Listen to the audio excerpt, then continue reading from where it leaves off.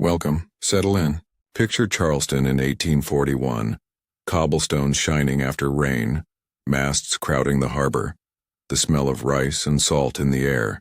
8 miles inland, where the Cooper River snakes through low country marsh, stands a property the city calls illustrious, Whiteall. A federal-style mansion with white columns and a long veranda presiding over manicured gardens and endless fields. People whisper about its refinement and the generosity of the lady who rules it, while her husband travels. They do not speak about what the walls swallow at night. Her name is Elizabeth Crane. In church ledgers and newspapers she appears as charity itself, poised, polished, devoted to good works. Her closest friend, Ruth Spencer, plays the same part across the river. Literate, entertaining, admired. In drawing rooms they talk poetry and piety. In their own houses they hone subtler tools. Words angled like needles, rules that shift without warning, smiles that mean danger. They learn to bruise a mind, without leaving a mark. The first hint that the performance hides something darker is a tiny line in St. Michael's Parish book, a request for prayers during difficult household circumstances. The date matters, February 1841, the same month a young woman appears at Whiteall, purchased out of a Virginia failure and brought south as property. Her name is Sarah. She is 22, quiet, deft with needle and thread, trained to run rooms that must look effortless. A longtime house servant, Mary, keeps a journal the world won't see for decades. In it she notes Sarah's arrival and a look in the mistresses, eyes that makes Mary's hands go cold, the same look that came before a girl named Josephine was sent away, though the record only says fever. With Sarah, the pattern begins again, careful, deliberate. Elizabeth summons Sarah to her private sitting room, offers fine fabric and exacting instructions. When the work is finished, stitches neat as breath, Elizabeth lifts her scissors and cuts the seams, smiling as if it's some private joke. Again, she says. Night after night the lamp burns, Sarah's fingers split and bleed. Perfection earns no relief. In fact, it seems to provoke fresh demands. Ruth visits often, the two women talking about Sarah as if she is a chair between them, critiquing posture, hands, voice, while she stands within arm's reach and pretends not to hear. It is not an accident. It is a method. Make a person invisible while putting them at the center of the room. By April, Sarah trembles without knowing she trembles. She apologizes before she is accused. Sometimes her face goes blank and she does not answer at all. When she falters, the mistresses exchange glances over their fans, amusement flickering like candlelight. In public, they never falter. Elizabeth still chairs committees. Ruth still hosts readings. People deliver warm praise. The house holds the rest. Jonathan Crane, when present, chooses distance over conscience. Mary writes one line that tells a whole story. Master came home early and saw. He looked away and said nothing. That silence is permission summer climbs in, heavy and hot. A second woman arrives. Harriet, older than Sarah, trained in city service. Nothing in the ledgers explains why Jonathan adds her to the household. The journals suggest Elizabeth dislikes it on sight. Harriet observes before she speaks. She answers with care. Her eyes, Mary notices this, do not dull when the mistresses test her. Elizabeth seeks to split the women quickly. A softer schedule for Harriet, harsher tasks for Sarah, praise for one, correction for the other, even when the results are the same. It is an old trick. Divide, make people compete for small mercies. But it does not bite the way Elizabeth expects. Harriet learns the rhythm of the house and begins to shield where she can. She quietly repairs a seam, lifts a burden, places herself between Elizabeth's gaze and Sarah's shaking shoulders. Resistance here must be tiny to survive. But tiny actions accumulate like needles in a cushion. Ruth watches and suggests a crueler solution. Separate them completely. Bury Sarah in the laundry where steam and lie in isolation will finish the work. Elizabeth declines, for a reason that reveals intent as clearly as any confession. More interesting to watch them together, she says. People behave strangely when they think no one sees. She has moved beyond management to experiment. Autumn comes, and with it a new stage. Elizabeth and Ruth stage performances. They choreograph small humiliations and make the women repeat lines that hollow them out from the inside. Details are scarce. Mary's hand shakes on the page, but the effects are not. Sarah shakes for hours afterward. Harriet's face stays still while her hands clench so hard her nails leave half-moons. A visiting minister from Philadelphia appears in October. His presence forces a brief mask of gentleness. Harriet tries to draw his attention. Raw hands, the damage of lie, hoping his conscience will pierce the stillness of Whiteall. He notices, asks polite questions. Elizabeth speaks of Christian duty and the nobility of labor. He nods and retires. When he leaves, the screws tighten. Not blows, but a more exact form of harm. Objects moved after they were placed as instructed. Orders reversed and denied. Blame laid for things that were not done and for things done exactly as told. The modern word for it would be gaslighting. The result is the same in any century. Doubt corrodes memory. Certainty evaporates. A person ceases to trust their own senses and becomes easy to steer. By November, the house hums with a quiet panic. Sarah has almost stopped speaking. She does what she is told and freezes when no instruction comes. Harriet performs obedience while searching constantly for small openings. A cup of water placed where a shaking hand can reach it. A door left unlatched. A whisper passed when no one is near. Then Jonathan announces a long voyage to Europe. Elizabeth glows at the prospect. Freedom to continue our little experiments, Mary overhears. The word experiments repeats in the pages like the drip of a leak in the ceiling. Jonathan leaves in December. Ruth stays for long stretches, as if Whiteall were a stage set where they can invent new scenes without interruption. Right before Christmas, they stage a mock trial. The charge, a stolen silver hairbrush. The evidence arranged. The court, 2 laughing women and a bell. The sentence is careful precisely because it leaves no bruise a neighbor might need to explain. Sarah stands in Elizabeth's room, the hairbrush held above her head. When exhaustion lowers her arms, the bell rings and rings again until she raises them. Through the night. Harriet is forced to watch. She does not flinch in front of them. Afterward, alone in a linen closet, the sound that escapes her is almost no sound at all. Christmas Day arrives and the house reverts to its beautiful version. Elizabeth presides at a table heaped with food. She places a soft hand on Sarah's shoulder before guests. A tableau of tenderness. Only those who live inside the performance see the terror in Sarah's eyes when that hand lands. The new year brings a change. Elizabeth's widowed aunt, Catherine Montgomery, comes to stay. She is older, sharp, and difficult to fool. She has lived most of her life in Philadelphia and carries different ideas about what decency looks like. When she asks why Sarah never speaks, Elizabeth answers with a lie, simple-minded from birth. Catherine studies Sarah's face for a long time. Her eyes are not simple, she says. Catherine's presence constrains the cruelty. It doesn't end it, but it forces it into shadows. Ruth visits less. Elizabeth grows more careful when the older woman is awake. Catherine requests Sarah's help during the day, not as a challenge. She has little legal power here, but as a shield where she can provide one. Arguments follow. Catherine names the air in the house oppressive. Elizabeth answers with the language of Southern mastery. People here require a firm hand. Catherine replies, "There's a distance between firmness and cruelty, and I think you crossed it. This changes something."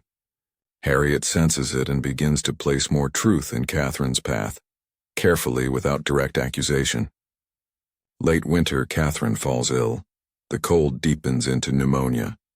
She insists Harriet nurse her. The doctor praises Harriet's care.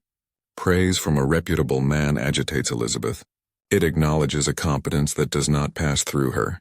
During a lucid spell in April, Catherine asks to speak alone with the doctor. Afterward, his manner toward Elizabeth cools. We do not know exactly what Catherine says. We know what happens next. On April 18, 1842, Catherine dies. Her will, drawn with care and witnesses who cannot be ignored, reveals what she did while she was alive. She quietly purchased Harriet from Jonathan and set her free upon her death. She funds Harriet's journey and settlement in Philadelphia. The paperwork bears names that matter in Charleston. Elizabeth cannot undo it without tearing her own mask. She seethes in silence. No such protection exists for Sarah. After Catherine's funeral, the cruelty toward Sarah intensifies. Elizabeth forbids anyone to speak to her. She orders that the household treat Sarah as if she is not there. Sarah enters rooms carrying trays while Elizabeth and Ruth discuss that ugly vase that spoils the harmony of the space, staring directly through her. Sarah shakes but cannot move without instruction. The mind can be broken in many ways. This way erases a person from the edges inward. Harriet prepares to leave in early May, the new papers folded where she can feel them under her dress. In the nights before her departure, she tries to reach Sarah. It must be quiet because punishment for any sign of connection would land like a trap. Mary's last surviving entry catches a small miracle. Harriet kneels by Sarah's pallet in the dark, whispers, presses something small into her palm. Sarah does not speak. After Harriet returns to her own blanket, Mary sees Sarah's fingers tighten around whatever was given. It is the first voluntary movement in months. Mary's journal ends there, mid-breath. Time jumps. A quarter century later, in 1867, workmen, renovating Ruth Spencer's old study, pull up a floorboard and find a hidden compartment with journals and small personal things that likely belonged to Sarah. A local paper mentions the discovery and the handover to a historical society. Weeks later, a fire devours the archive. Officials call it an accident. People whisper otherwise. The man who found the journals leaves Charleston and never prints a word. Another jump. Philadelphia, 1927. In the basement of an old church, a sealed metal box slides out from behind a loosened brick. Inside are letters, legal papers, and a journal written by a woman named Harriet. The dates begin in 1842. The pages describe an escape to the north, a cautious life built in a new city, and a steady tug backward, an insistence that she record what she witnessed at Whiteall. The last entry is dated just after the Civil War ends. Slavery is finished. The truth must be told, not to punish but to keep such darkness from hiding again. Sarah, wherever you are remembered. There is no note saying she found Sarah. There is a long blank where an answer might have been. Here is what remains clear. Elizabeth and Ruth learned to weaponize doubt. When blood would raise questions, they chose methods that did not bruise the skin. They spoke of benevolence while refining a form of control designed to dissolve a person's sense of self. Their neighbors applauded their charity. The city carved their names into the polite record for public gifts, not private harm. Over the next decade, scattered scraps surface. A university historian writes in the 1950s about how moral treatment, ideas meant for asylums, could be twisted at home to train obedience. A Richmond bookseller in the 1930s buys a volume once owned by Ruth, its margins full of notes beside passages about stripping patients of certainty. A former groundskeeper named Joseph tells a Northern magazine in 1869 that Mistress Crane wore two faces, one for visitors, one for the house, and that the house people walked as if on broken glass. He adds something the journals do not. After Harriet left and the aunt died, Elizabeth's mask slipped. Guests came less often. Ruth warned her to behave. Elizabeth laughed and Ruth stepped back. A letter from a Charleston socialite confirms the unease. She describes an afternoon at Whiteall where Elizabeth broke composure 3 times to scold a mute serving girl, and watched the girl's fear with a hunger that frightened everyone in the room. She never went back. By early 1843, the doctor is visiting frequently and dispensing laudanum for nervous excitement. Jonathan returns early from Europe. The minister notes a private consultation. Within a month, Ruth's visits end and Sarah is gone. There is no bill of sale, no burial record, no entry in the jail book. Only a daybook line from the doctor, called to Whiteall regarding a female patient too late to be of service. Troubled by circumstances, considered duty to report, and silence. Joseph says, one day she was there and the next she was not. In that house, some things you did not ask. By the mid-1840s, the Cranes hide themselves from society. Ruth stops appearing. Elizabeth grows afraid of the very presence of servants. The roles she manipulated begin to collapse even for her. In 1849, the mansion burns. The newspaper calls it a tragic accident with lamps or candles. People who work the land say nothing and show everything in their eyes. Jonathan leaves Charleston afterward and starts again elsewhere. He never speaks of Whiteall. Ruth dies years later, honored for her charity. No obituary mentions a bell at night or a hairbrush raised above a shaking head. And the land, it is developed. Sales brochures praise the historic charm and the timeless Southern style. There is no marker for Sarah. There is no marker for Harriet. There is only a story that refused to die even as people tried to drown it in smoke and silence. A story that survives because someone hid pages under floorboards, sealed a box behind a church wall, and kept writing even when justice felt like a far shore. Whiteall teaches what cruelty can look like when it wants to be invited to dinner. Elegant, reasonable, charitable in daylight, and precise. Experimental, relentless when the door clicks shut.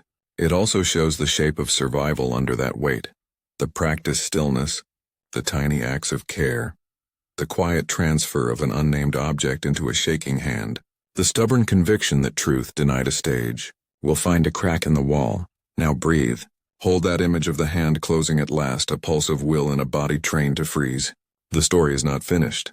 We follow it where the fragments lead. Begin again at the edges, the artifacts, the traces, the things someone meant for us to find. In 1996, archaeologists survey the old Whiteall grounds before another round of new houses rises. In the packed clay beneath what used to be the detached kitchen, they uncover a small cloth doll. No face, simple seams. On the chest, 2 letters stitched by careful hands. S.H. They cannot prove it belongs to Sarah. They cannot say whose last name the H stands for. But the report suggests a meaning as clear as any inscription. A token placed where enslaved women sometimes worked with a margin of privacy, buried as if to say, even if we cannot preserve the woman, we can preserve the fact that she lived. That doll completes a circle drawn by the hidden journals and the church box in Philadelphia. Objects survive because people risk something to hide them. Testimony survives because someone believed the future would need it. Harriet understood that. Mary understood it. Joseph understood it. Catherine, too, in her own limited way. Each person pushed a piece of truth forward, the way hands pass a pail as a fire climbs a wall.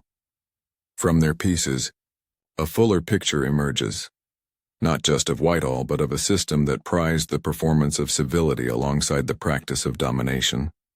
Physical violence was common on plantations and often recorded, but the domestic sphere created its own theater. Here the tools were conversation, command, silence, schedule, the arrangement of objects, the calibration of praise and blame. Here the pain was engineered to be deniable. Here the oppressor could dine out in town and accept compliments while a woman back home unpicked stitches until her fingers bled. Elizabeth and Ruth were not anomalies so much as extreme practitioners. They read, they attended lectures, they conversed with ministers and doctors. From those currents, they selected ideas that could be turned into methods. If you break a person's reliance on their senses, you make them easier to steer. If you isolate them while pretending to include them, you teach them that even their presence can be erased. If you split allies, you harvest obedience. If you keep the body upright but starve the will, no one can accuse you of violence when guests sip your tea. What haunts most is the deliberation. The way Elizabeth watches reactions with an experimenter's interest. The way Ruth annotates a medical text with notes like a recipe. The way Jonathan calculates the cost of intervention and decides that money, status, and quiet are worth more. The way the city applauds a charity ball, while the house behind the hedges becomes a study in how far you can bend a human mind without obvious force. Set beside that is the craft of survival. Harriet's choices are strategic. Speak just enough, observe everything, act only when risk is smallest and gain is real. Her kindness is precise. She does not throw herself against a locked door. She oils the hinges for the night someone needs the door to move without sound. Mary's record is another form of defiance. She writes things down that no one will read for a generation, because writing makes them true in a way that will outlast the house. Catherine, bound by social constructions she did not build but did benefit from, nonetheless refuses to look away. She spends her own money to carve a hole in the machine and pull one person through it. It is not enough. It is not nothing. We are left with the question that will not let go. What became of Sarah? The official pages are blank where her name might be. The doctor's line, too late to be of service, and casts a shadow.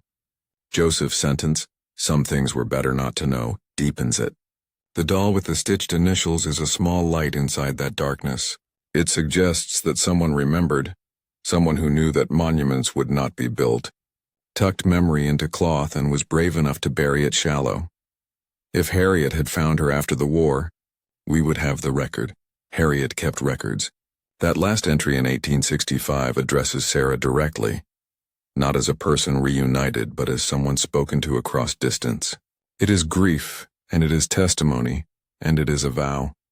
I will keep your name in the world even if the world refuse to keep you. What happened to Elizabeth is ugly and fitting at once. The method she aimed outward turned inward.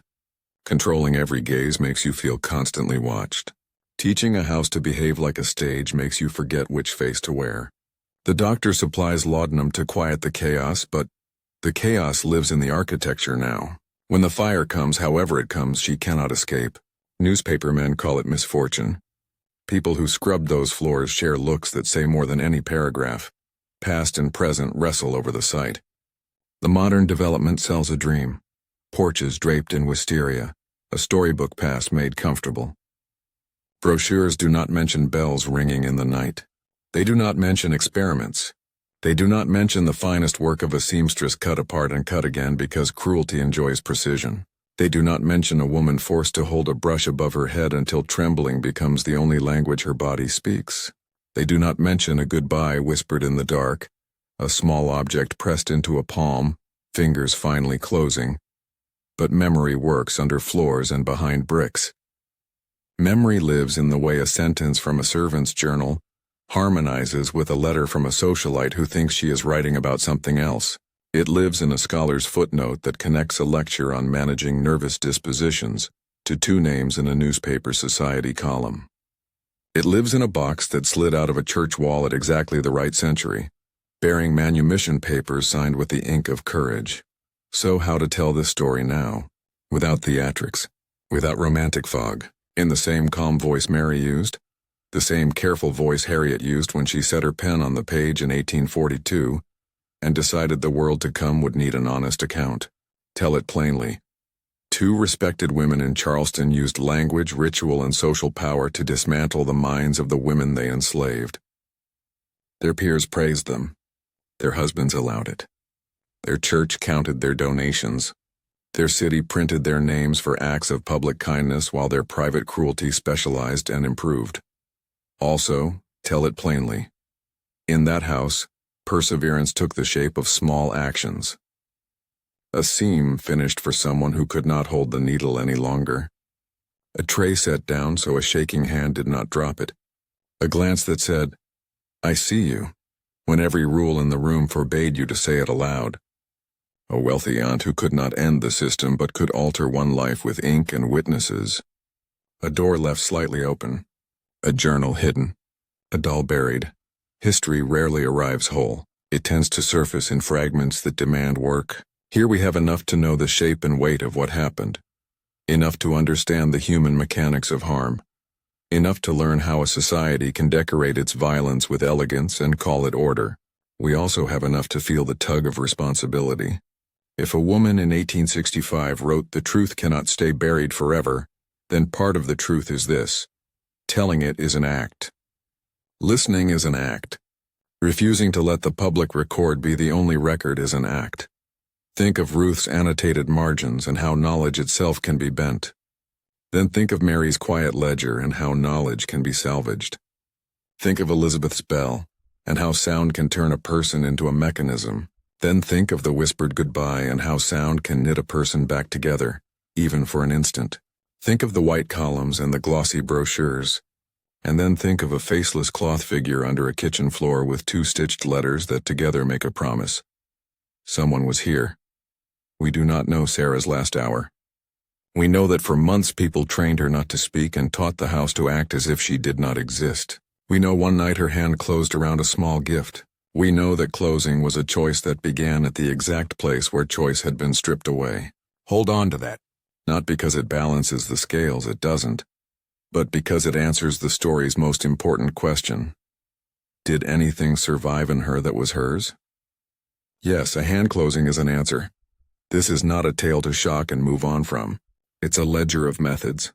You can hear versions of those methods wherever people claim that harm does not count because no bone broke.